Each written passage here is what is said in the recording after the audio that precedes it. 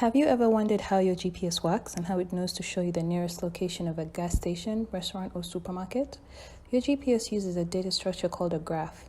In programming, graphs are data structures that help us model the relationship between objects. The objects that we want to model are called nodes, and what really helps form the relationships are called edges. The two main traversal algorithms we use when traveling through a graph are depth-first search and breadth-first search. Your GPS uses the breadth-first search algorithm. With depth-first search, we start at a given node in the graph and visit all its neighbors until every node has been visited. With this method, we go really deep into the graph along a given branch before backtracking. In this case, backtracking essentially means retracing our steps until we meet a node that has unvisited neighbors. Let's take an example of this directed graph. We start at node A and visit neighboring node B. From node B, we can go to node C, and then from node C, we can go to node D. We see that node D doesn't have any outgoing edges, and so we backtrack back to C. All C's nodes have been visited, and so we go back to B. C's neighboring node D was already visited with C, and so we backtrack to A, and then we visit node E. With the depth-first search algorithm, we see that we go really deep into the graph, and we may visit nodes that are farther away from the starting point like C before visiting nodes like E that are closer to the starting point.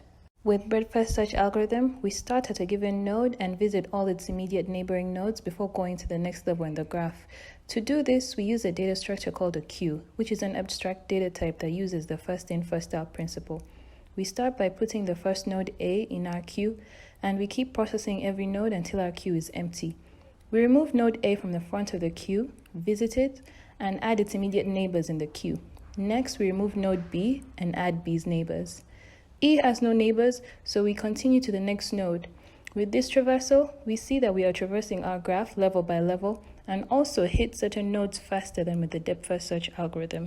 Now let's talk about one of the more interesting practical applications of breadth-first search. Remember how we said a graph is basically a structure made up of nodes and edges?